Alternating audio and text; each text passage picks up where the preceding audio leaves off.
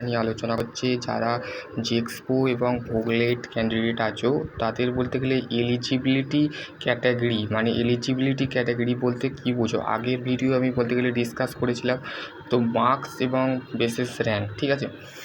এবার দেখো, first of all তুমি বলছো যে দাদা আমাদের বলতে গেলে মাধ্যমিকে 410 আছে বা 420 আছে, তো সেই ক্ষেত্রে কি আমি বলতে গেলে 3 বছরের পলিটেকনিক করতে পারবো? First of all 1 number question. দেখো, ফার্স্ট অফ অল তোমাদের কোশ্চেন ওয়ানের প্রশ্নর ওয়ান ফার্স্ট অফ 1 মিনিট তোমাদের প্রথমে বলতে গেলে এলিজিবিলিটি জিনিসটা কী সেটা বুঝতে হবে। এলিজিবিলিটি জিনিসটা কী সেটা মেনলি বুঝতে হবে। সেটা হচ্ছে তুমি মাধ্যমিকে কত মার্কস পেয়েছো সেটা বলতে পারলে তুমি বলতে গেলে। এবার বলতে গেলে কেউ মনে করছো যে দাদা আমাকে তো বলতে গেলে 50% নাম্বার বলতে গেলে কারিগরি ভবন বলে দিয়েছে, স্টেট কাউন্সিলিং বলে দিয়েছে। সেই ক্ষেত্রে বলতে গেলে আমাদের যে মার্কস বা র্যাঙ্ক সেটা কি আমাদের বলতে গেলে আমাদের যতটা সম্ভব বলতে গেলে আমাদের মার্কশিট যেটা আছে সেটা মাধ্যমিকে দেখো বলতে গেলে মাধ্যমিকের বলতে গেলে তোমাদের মার্ক পার্সেন্টেজ ভ্যারি করবে না, ঠিক আছে। যারা উচ্চ মাধ্যমিক দিয়েছো, যাদের বায়োলজি জীবনবিজ্ঞান, তারপর ভৌত বিজ্ঞান, তারপর হচ্ছে অঙ্ক, এইগুলো আছে উচ্চ মাধ্যমিক ক্ষেত্রে রাসায়নিক, কেমিস্ট্রি, ম্যাথ, এই যাদের আছে তাদের কিন্তু ভ্যারি করবে পার্সেন্টেজ অফ মার্কশিট, ঠিক আছে। তো পার্সেন্টেজ অফ মার্কশিট ভ্যারি করবে। তো সেই ক্ষেত্রে তাদের র্যাঙ্ক যেটা আছে সেটা বলতে গেলে নর্মালি যেটা আছে দেখো বলতে গেলে কেউ বলছো আমাদের মার্কস স্যার দাদা আমাদের 40% আছে। তো সেইটা হচ্ছে মেন উদ্দেশ্য হচ্ছে চয়েস ফিলিং, ঠিক আছে। চয়েস ফিলিং জিনিসটা কি? চয়েস ফিলিংটা হচ্ছে কলেজ সাজানো। ধরো কোনো একটা XYZ কলেজ আছে, ইলেকট্রিক্যাল ডিপার্টমেন্ট আছে, মেকানিক্যাল ডিপার্টমেন্ট আছে, সিভিল ডিপার্টমেন্ট আছে, পরপর তোমাকে সাজাতে হবে। সেই সাজানোর পর তোমার বলতে গেলে চয়েস ফিলিংটাকে ঠিকঠাক করতে হবে, ঠিক আছে। দেন তারপরে বলতে গেলে তুমি বলতে গেলে সম্পূর্ণ জিনিসটাকে বুঝবে, ঠিক আছে। তো সেই ক্ষেত্রে তোমাকে বলতে গেলে এলিজিবিলিটি তোমার বলতে গেলে মার্কসের ওপরে ভিত্তি করে কিন্তু বলতে গেলে কেউ 40% পেয়েছো, কেউ 30% পেয়েছো, 30% পেয়েছো, 40% পেয়েছো, সেটা ম্যাটার করে না। Does not of matter of eligibility for মাধ্যমিকে কিন্তু সেটা এলিজিবল হবে না, ঠিক আছে। মাধ্যমিকের ক্ষেত্রে তুমি শুধু উচ্চ মাধ্যমিক পাস করেছো সেটার উপরে ভ্যারি করবে, কিন্তু উচ্চ মাধ্যমিকের ক্ষেত্রে পার্সেন্টেজটা ভ্যারি করবে। কেন বলতে গেলে সেটা সায়েন্স ব্যাকগ্রাউন্ড হতে পারে, কমার্স ব্যাকগ্রাউন্ড হতে পারে, আর্টস ব্যাকগ্রাউন্ড হতে পারে।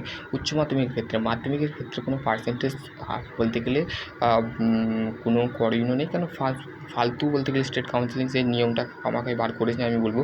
তো সেই ক্ষেত্রে তোমাদের বলতে গেলে 40% নাম্বার যদি তোমাদের থাকে, তো সেই ক্ষেত্রে তোমাদের বলতে গেলে অবশ্যই তোমরা বলতে গেলে তোমরা পেয়ে যাবে, ঠিক আছে। ইলেকট্রিক্যাল ইঞ্জিনিয়ারিং পেয়ে যাবে, ঠিক আছে, মেকানিক্যাল ইঞ্জিনিয়ারিং পেয়ে যাবে। চয়েস ফিলিং মানে কলেজ সাজানোটা তোমার মেন, ঠিক আছে। তোমার বাড়ির কাছে যে তুমি যদি কলেজ পেয়ে যাও, তো সেই ক্ষেত্রে তোমাদের একটাই করণীয় হবে যে তোমরা অবশ্যই বলতে গেলে তোমাদের চয়েস ফিলিং যেটা আছে সেটাকে সাজাতে হবে। দেন তারপরে তুমি অ্যাডমিশান হতে পারবে, ঠিক আছে। তো সেই ক্ষেত্রে তোমাদের যে ছাত্রছাত্রীদের মধ্যে যে কনফিউজড আছে যে দাদা আমাদের বলতে গেলে এলিজিবিলিটি বলে দিচ্ছে, যে পেপারটা তোমাদের আমি হোয়াটসঅ্যাপ গ্রুপে পাঠিয়েছিলাম, সেখানে বলতে গেলে দেখবে একটা মেনশান টু বলতে গেলে average marksheet 40% marks of 50% marks the Madhyamik math, physics and math, ঠিক আছে, দুটো ভৌতবিজ্ঞান এবং আমাদের গণিতে বলতে গেলে অঙ্কই বলতে গেলে 50% পেতেই হবে, ঠিক আছে। তো সেই ক্ষেত্রে বলতে গেলে স্টেট কাউন্সিলিং কেনই বলেছে মাধ্যমিকের বিষয়টা বলতে গেলে আমি বলবো নাও তোমাদের শুধু পাস করলেই হবে, ঠিক আছে।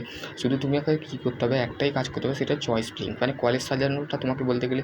ধরো তুমি কোনো একটা কলেজ এক্সাম্পল দিচ্ছি যে XYZ কলেজ আছে, সেই কলেজে তোমাকে বলতে গেলে তুমি ইলেকট্রিক্যাল ডিপার্টমেন্ট সাজালে একটা করে, তারপর হচ্ছে মেকানিক্যাল সাজালে, তারপরে হচ্ছে সিভিল সাজালে, তারপর মেকাট্রনিক্স সাজালে, তারপর হচ্ছে অটোমোবাইল সাজালে। এবার সেইটা ভিত্তি করে তোমার একটা বলতে গেলে তোমার যে মাধ্যমিকের যে মার্কস আছে সেটাকে একটা বলতে গেলে পার্সেন্ট হিসাবে ধরা হবে।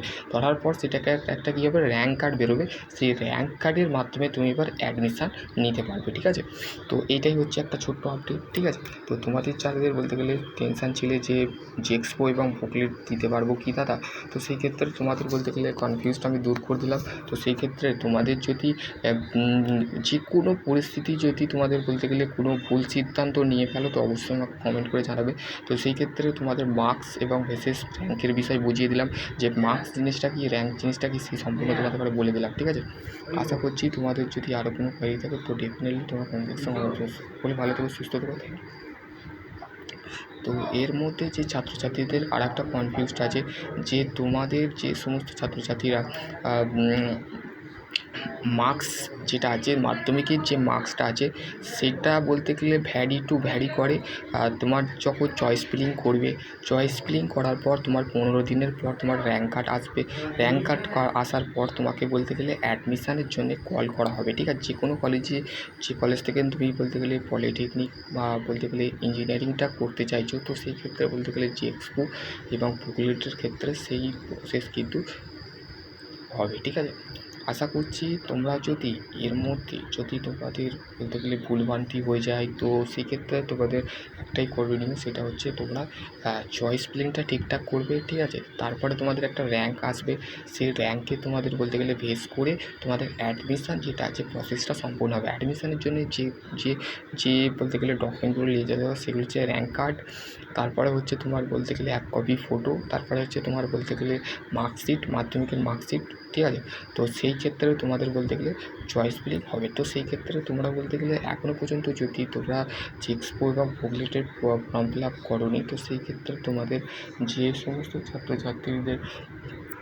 পর্যন্ত তোমরা ফর্ম ফিল আপ করোনি, সেই ক্ষেত্রে বলবো তোমরা অবশ্যই তোমরা ফর্ম ফিল আপটা করে নাও। ঠিক আছে, তো সেই ক্ষেত্রে তোমাদের ফর্ম ফিল আপের লাস্ট ডেট হচ্ছে 10 জুন। সেই মাথায় রেখে তোমরা যদি এখনও পর্যন্ত ফর্ম ফিল আপ যদি না করো তো সেই ক্ষেত্রে তোমাদের বলতে গেলে সমস্যা দেখা যেতে পারে।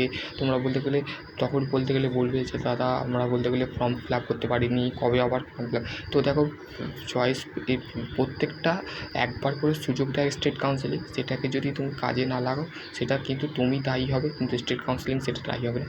পরবর্তীকালে তোমাদের যদি কোনো আপডেট আসে তো অবশ্যই তোমাদের বললে অবশ্যই শেয়ার করে দেবো। তো আশা করছি তোমাদের যদি এর মধ্যে সমস্ত ছাত্রছাত্রীদের মনের মধ্যে যদি কনফিউজ থাকে যে আমাদের বলতে গেলে এখনও পর্যন্ত এলো না, তো সেই ক্ষেত্রে তোমাদের যদি আরও কোনো কোয়ারি থাকে তো ডেফিনেটলি তোমরা কমেন্ট সেকশনে কমেন্ট করবে।